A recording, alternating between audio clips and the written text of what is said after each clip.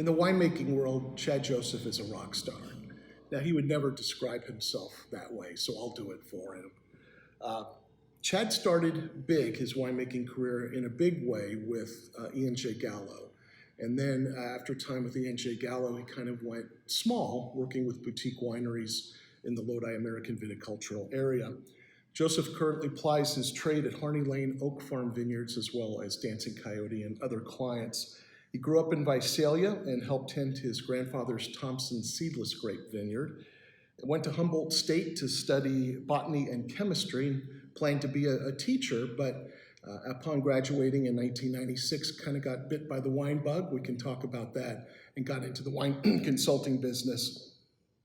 At Gallo, which was his first job, if I'm not mistaken, out of college, Chad worked up his way up from a lab technician into one of the many winemakers for Gallo, and then launched his own wine brand, and then after a few years began doing his wine consulting business. So he's a fixture here in the Lodi area, very well respected, incredibly knowledgeable. If you haven't had the pleasure of meeting Chad Joseph along the wine trail, you're in for a treat. He's extremely personable, knowledgeable, and I'm just so thrilled to have you be our first guest on the From the Vine podcast. So welcome, Chad. It's my honor, Bob.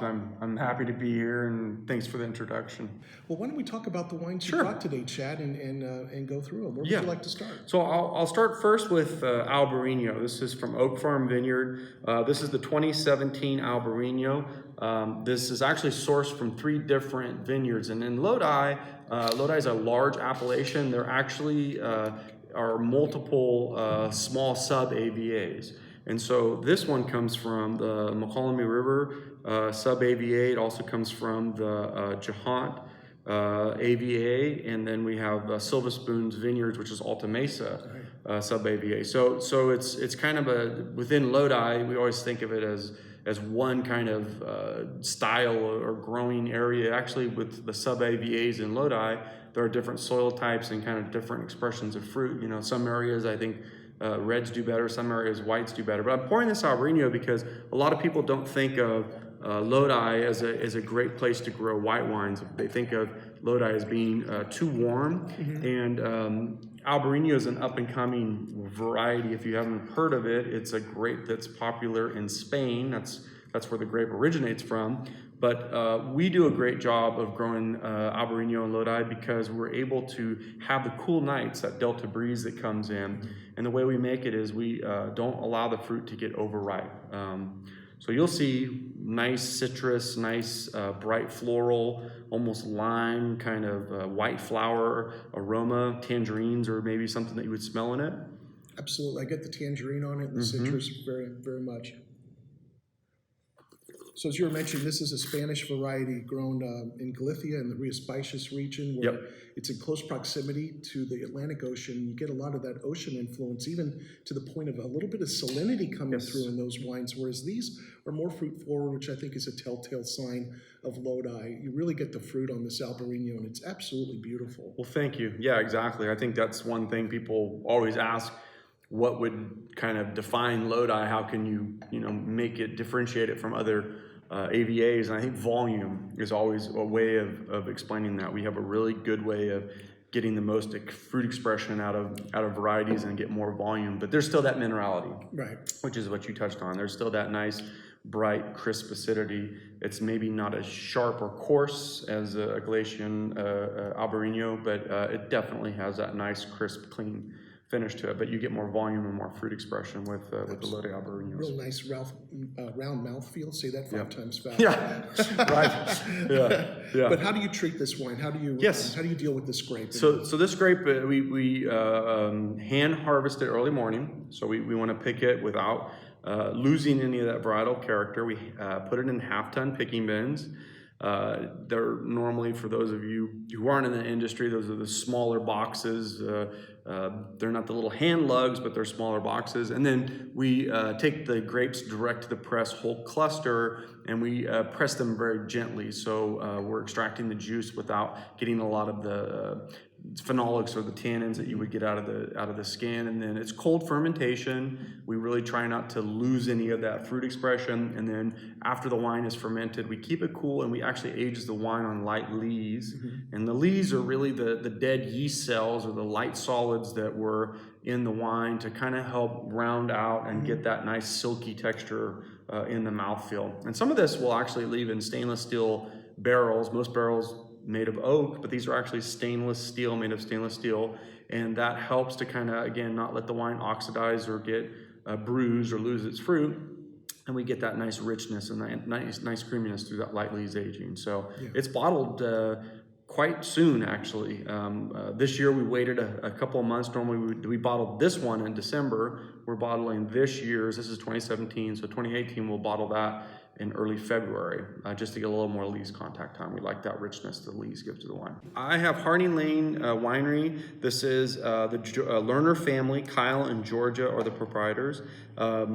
Kathy and George Metler are the parents of Georgia, and this is their estate property that sits over off Harney Lane, like you mentioned. They are 100% estate grown fruit. So what that means is all the wines that they bottle under the Harney Lane label are managed or owned by Kyle and Georgia, and the fruit is controlled by them all the way from the vineyard into the bottle. The Chardonnay actually comes from two of their vineyards on this vintage. This is the 2017 vintage. And Chardonnay is a probably the most popular wine grape out there. So most people who enjoy wine have heard of Chardonnay. It's the most consumed variety, that and Cabernet, in the world. So they do their Chardonnay a little different in the sense they do it more of the classical kind of Burgundian or California style, and that is they take this wine and they barrel ferment it in oak. And a portion of this wine is aged in French oak, about 30%.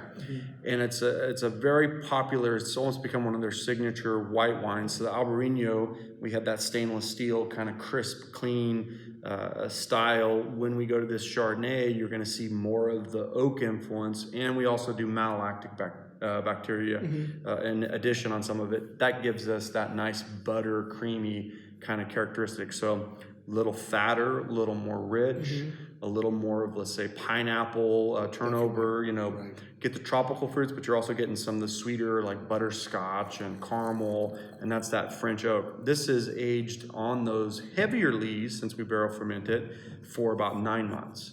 And then that really helps to round it out. And it's what we would call more of a full-bodied wine, whereas this one is more of a lighter, medium-bodied style wine. Right. Great creaminess to it. It doesn't go over the top, though. Yes. There's still that green apple, but it does have that butterscotch. I get a little vanilla, too, on it. Yep. The mouthfeel, I would definitely say it's medium-bodied for a Chardonnay. It really has beautiful texture and really nice structure. I think is a word maybe associated with tannin, so I don't know if I would say structure. But you're right. It has structure. Yeah, definitely. And that's a wine people always talk about, ageability on wines and whatnot, and that's why typically your Chardonnays, you could buy this and age this for 2, maybe 5 years in your cellar, and it would actually evolve with that age, I think, positively, and you would get because of the tannins from the oak and whatnot. But this Albarino, I would say, hey, drink it within a year. The characteristics are a little more fragile, and the things that we like on this are not as ageable, whereas these Chardonnays, you could age them a little bit longer. But it's one of the they sell out of this wine every year. It's a wine club favorite, and it's become one of kind of their signature variety. So if people ever go to Harney Lane, always kind of ask about the Chardonnay. It's a great example of, people don't think about Lodi as a great region to grow Chardonnay. This is a good example of, yes, it is, if it's made correctly. The next 2 wines I have are both Zinfandel. They both are Heritage Society vineyards.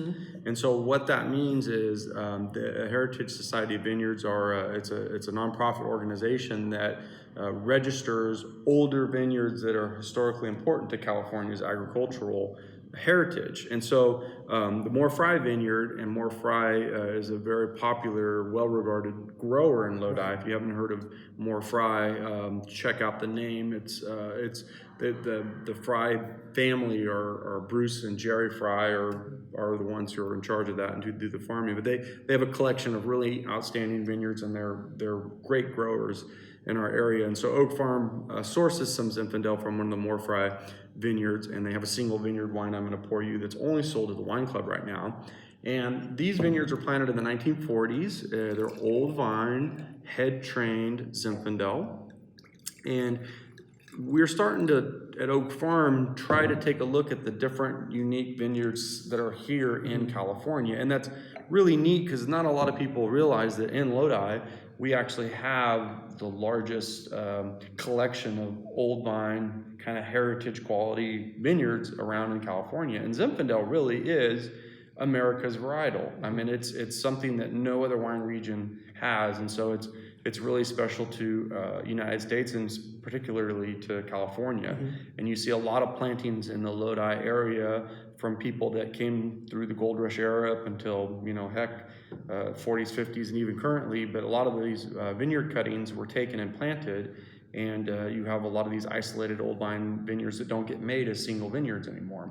And so at Oak Farm, we are trying to do that with a couple of our single vineyards Zinfandel bottlings, and highlight these unique varietals or unique vineyard sites to kind of showcase that heritage. Do you see that as something that the region really should embrace? I think to differentiate not only the sub-AVAs, but the vineyards from where these come. Other parts of the world have done that for centuries and even don't varietally label. It's the vineyard and the place that's on the label. It would be great if we could get to that point, so maybe a couple centuries down the road, but we're working on it. Well, and that's the evolution you're seeing. I think it's taking hold more, and it's a part of getting a higher price point. I mean, I think as the wine industry evolves, people who are paying more for the bottle of wine that they're enjoying, they want more of, let's say, the terroir, place, identity. I mean, they want more of that character of what they're buying, and the story is very important.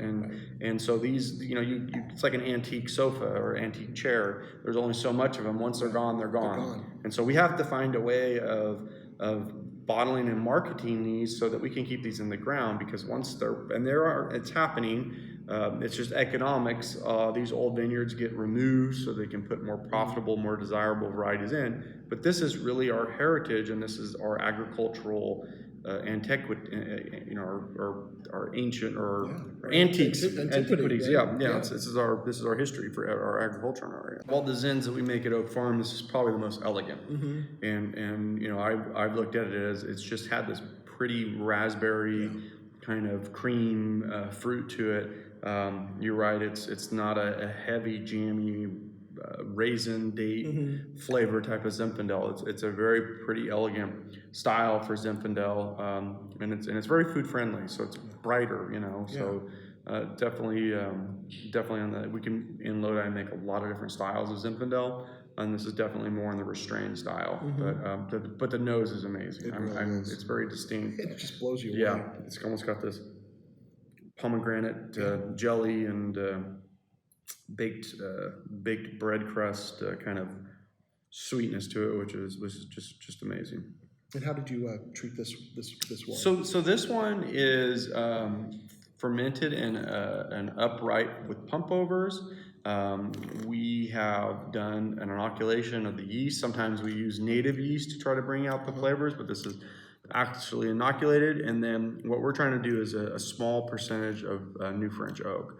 And they don't stay in the barrels for much more than 10 months. So we don't barrel age our Zinfandels for a long period of time at Oak Farm. They usually, after 10 months, they go in to kind of preserve that freshness. But it's pretty much standard winemaking. We're just trying to let the fruit capture the fruit as it is, and not, like you said, over extract it, and try to go that route with that method of winemaking. Right. Excellent. So now we're going to get into another old vine Zinfandel that you've worked with for a number of years at Harney Lane. And dare I say that this might becoming almost an iconic Yeah. Lodi Old Vine Zinfandel, this Lizzie James vineyard. Lizzie James is yeah, it's definitely, it's been, they've made it since 2006. They've made wine before from it, but it's gotten a reputation as just a consistent, outstanding vineyard year after year. And I've always enjoyed working with it for that reason, because it's always consistent, other than it varies just depending on the vintage and the conditions that we got during that vintage. So Lizzie is everything you'd want out of a Zinfandel vineyard. It's got the concentration. I think it has the spice that you kind of were referring to. It's planted in 1904, so it's over 100 years old. It is also with the More Fry. They are both Lodi Rule sustainably grown vineyards, and this is a cool vineyard that Kyle and his family, the Lerner family, picked up in 2003. So actually the vineyard has not been in their family for that long, but it's a great story of a vineyard that was once used for white Zinfandel, which is probably what saved it, but Right. it was used for white Zinfandel, and it has slowly been turned back into a premium red, big, well-known single vineyard. It was lost before with, in those cases or in those big tanks I was talking about, and is now made as a single vineyard, and it became get notoriety for that. So even the white Zinfandel kind of is poo-pooed by the critics, Yes. and people kind of turn their noses up to it. It actually saved a lot of Zinfandel vineyards here in Lodi from being pulled. Yes. And now that white Zinfandel, that market's kind of crashed. Growers are kind of finding themselves, as you were talking about earlier, in a position where some of these old vines are being pulled for more profitable, easier to grow varieties. So, absolutely. We're kind of at a crossroads in our history right now in terms with these old vines. But when you have Kyle and yourself that have committed to the complexities, the beauty that these old vine vineyards can produce, that's what's going to keep them in the ground. Hopefully, consumers agree. And this is really a great wine here. And tell us about this particular Lizzie James vineyard from Harney Lane. So Harney Lane, they've done this, like I said, since they've basically opened their doors. And this vineyard it's funny because a lot of the vineyards in Lodi are planted on very flat, leveled lots. Lizzie James, you can still see the natural contours in that vineyard from, before it was, it never has been leveled per se, and so those are the natural contours that have existed on that land for a long time. So it was planted in 1904, and then over the years there are some vines that have died or some vines that have gotten taken out by a tractor. They've planted every 10 years or so, they've replanted small amounts of that vineyard. So I would say more than 50% of it is still that original planting, but you've seen over the years some vines on wood stakes, some vines on metal stakes, so you see this kind of chronological history of different, so you have a different clonal selection out there. A lot of these vineyards that are all old one planting, they're all one clonal, one variety selection of that grape variety. Lizzie James has multiple clonal selections in it. We make this in half-ton picking bins. We do punch downs, so we don't pump the wine over. We actually do punch downs. We do a portion of this wine uninoculated, so we use the natural, native, indigenous yeast that exists in that vineyard to ferment the sugars into the alcohol. Some of this we inoculate. We have used French oak, about 30% new. We've used the same barrels ever since 2006. We've been real happy with the selection, so the barrel regime has stayed the same since we've been making this wine. And like I said, Lizzie James, you're going to get more concentration, a lot more fruit spice. There's a little red hot cinnamon kind of hint there that you'll get, but there's a really aromatic, perfumed red berry kind of jam that you get from this wine. It's not over the top, but it's the best way I can find to describe it to people. Absolutely.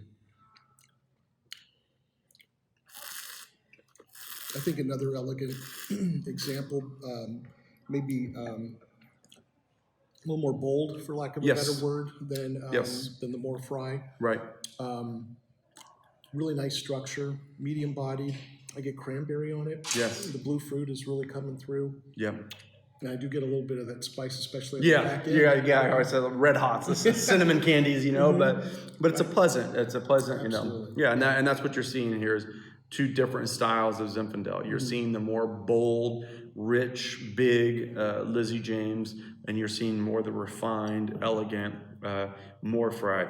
Both of them, Lodi Zinfandel. Through and through. Through and through. There's a little gamey, you know, little, I always call it like a rhubarb kind of hint on the background that tells me that it's Lodi. But they're both beautiful examples of old vine Zinfandel for the Lodi region.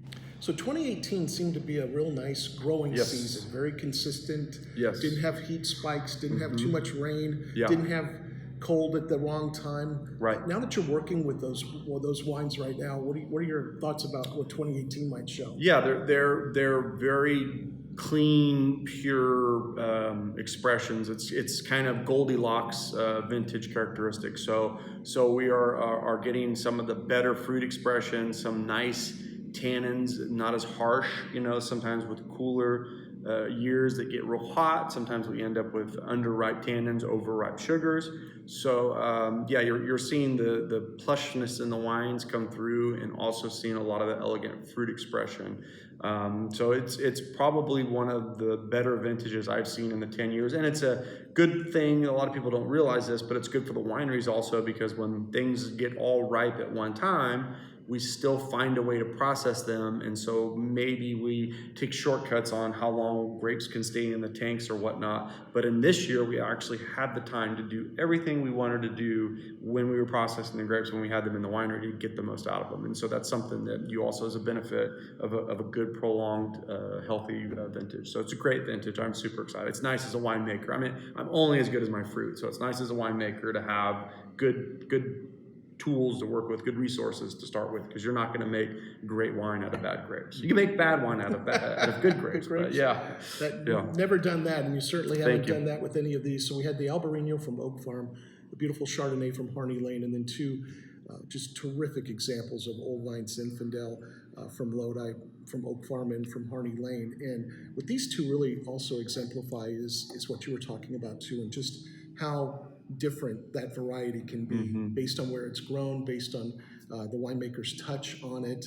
But terroir really plays, I think, a large role in several varieties, but Zinfandel is no exception, and they're all just beautiful, Chad. Thank you, Bob. Yeah, and I to people who are listening, come check out Lodi. You know, it's a up and coming region if you haven't heard of it, and it's a great experience as far as we're not crowded. You usually meet the owners, the people who make the wines at the winery, and it's a really good thing to be a part of and to check out if you're into wine. And we try not to be pretentious about it. It's all about having fun and enjoying, and there's a lot of cool stuff happening out here. Absolutely. So please do come to Lodi, meet great people like Chad, and taste these marvelous wines. We're up to about, I think, 70 or so tasting rooms, more than 80 I think it's over 80. close Yeah, to 100 now. over 80 wineries and over 100 varieties planted. Yeah. So there's something out here for everybody. Absolutely. You know. So definitely, yeah. Great. Chad, thank you so much. All right, Bob. Appreciate it. My pleasure. Thank Thank you. All right.